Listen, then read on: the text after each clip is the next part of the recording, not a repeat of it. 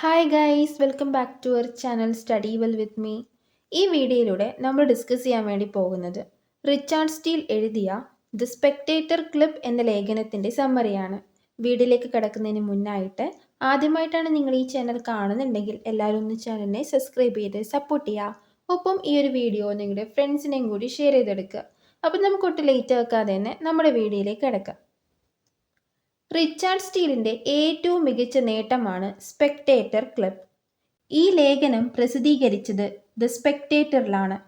Joseph എഡിസണും റിച്ചാർഡും കൂടി എഴുതിയതാണ് the spectator. Spectator ക്ലബിലെ അംഗങ്ങളുടെ ഒരു വിവരണം സ്റ്റീൽ നൽകിയിട്ടുണ്ട്. ഈ അംഗങ്ങൾ സൊസൈറ്റിയിലെ പ്രധാന വിഭാഗങ്ങളെ റെപ്രസെൻ്റ് ചെയ്യുന്നു. അവരാരൊക്കെയാണെന്ന് നമുക്ക് നോക്കാം. Sir Roger de Coverley, a bachelor; sir Andrew Freeport; captain Sentry; Will Honeycomb; clergyman. ഇവരാണ് മെമ്പേഴ്സ്. ദ സ്പെക്ടേറ്റർ ക്ലബ് ഒരു ഇമാജിനറി ക്ലബ്ബാണ്. ദ സ്പെക്ടേറ്റർ എന്ന ഉപന്യാസത്തിലെ രണ്ടാമത്തെ ഉപന്യാസമാണ് ദ സ്പെക്ടേറ്റർ ക്ലബ്.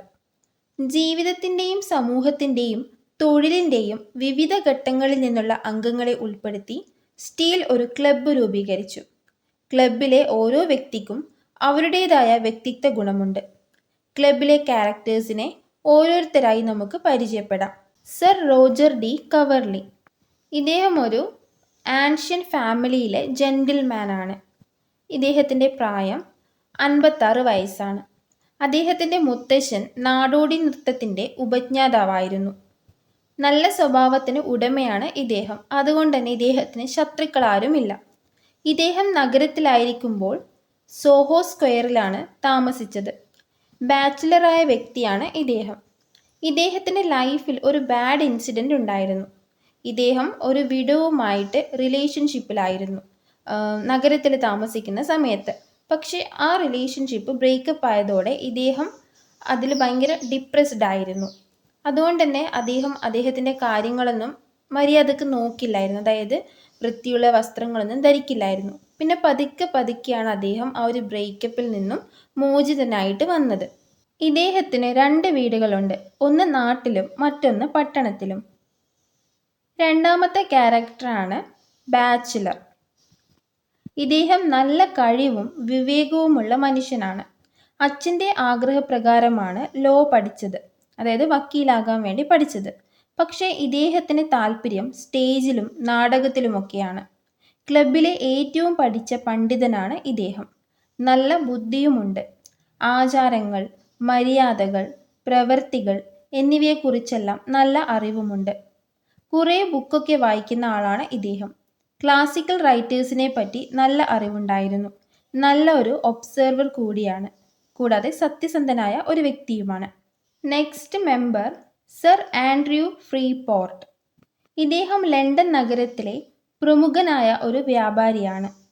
പരിചയസമ്പന്നനും അധ്വാനശീലനുമായ ഒരു ബിസിനസ്സുകാരനാണ്. അദ്ദേഹം കടലിനെ വിളിക്കുന്നത് ബ്രിട്ടീഷ് കോമൺ എന്നാണ്. ഇദ്ദേഹം ഇൻ്റലിജൻ്റ് ആണ്. ട്രേഡിനെ പറ്റി നല്ല നോളേജുമുണ്ട്. ട്രേഡ് വളരണമെങ്കിൽ ഹാർഡ് വർക്ക് ചെയ്യണം എന്നാണ് ഇദ്ദേഹം പറയുന്നത്. ഒരു രാഷ്ട്രത്തിൻ്റെ യഥാർത്ഥ ശക്തി അതിൻ്റെ കലകളിലും വ്യവസായത്തിലുമാണെന്ന് ഇദ്ദേഹം അഭിപ്രായപ്പെടുന്നു. നെക്സ്റ്റ് ക്യാരക്ടറാണ് ക്യാപ്റ്റൻ സെൻട്രി. ഇദ്ദേഹത്തിൻ്റെ പേര് കേൾക്കുമ്പോൾ തന്നെ അറിയാം ഇദ്ദേഹം ഒരു മിലിറ്ററി മാനാണ്. മിലിറ്ററിയിലെ ക്യാപ്റ്റനാണ്. ഇദ്ദേഹം ജെന്റിൽമാനാണ്. നല്ല ധൈര്യശാലിയായ വ്യക്തിയാണ്. സ്വന്തമായി ഒരു ചെറിയ എസ്റ്റേറ്റുമുണ്ട്. ഏതൊരു കാര്യം വന്നാലും ധീരതയോടെയാണ് ഇദ്ദേഹം പെരുമാറിയിരുന്നത്. Next member Will Honeycomb. ഇദ്ദേഹം നല്ല ഹ്യൂമറുള്ള വ്യക്തിയാണ്. ജെന്റിൽമാനാണ്. യൂത്ത്ഫുൾ എപ്പിയറൻസ് ആണ്. ഇദ്ദേഹത്തിനെ കാണാൻ നല്ല ഫ്രീക്ക് എന്നൊക്കെ പറയില്ലേ, അതുപോലൊരു എപ്പിയറൻസ് ആണുള്ളത്. കൂടാതെ കറൻറ്റ് ഫാഷനെ പറ്റി നല്ല അറിവുള്ള ആളാണ്. ഇപ്പോഴെന്തൊക്കെ ഫാഷൻ നിലവിലുണ്ട് അതൊക്കെ അദ്ദേഹത്തിന് നല്ല അറിവാണ്. സ്ത്രീകളെ രസിപ്പിക്കുന്ന തരത്തിലുള്ള സംഭാഷണത്തിൽ അദ്ദേഹം മിടുക്കനുമാണ്. അടുത്ത ക്യാരക്ടറാണ് ക്ലർജിമാൻ. ക്ലർജിമാൻ എന്ന് പറഞ്ഞാൽ പുരോഹിതൻ. എല്ലാ ദിവസമൊന്നും അദ്ദേഹം സ്പെക്ടേറ്റർ ക്ലബിൽ വരാറില്ല. കാരണം ഇദ്ദേഹത്തിന് കുറച്ച് ഹെൽത്ത് ഇഷ്യൂസൊക്കെ ഉണ്ട്. ഇദ്ദേഹം നല്ലൊരു പണ്ഡിതനുമാണ്, അതുപോലെ ഭക്തനുമാണ്.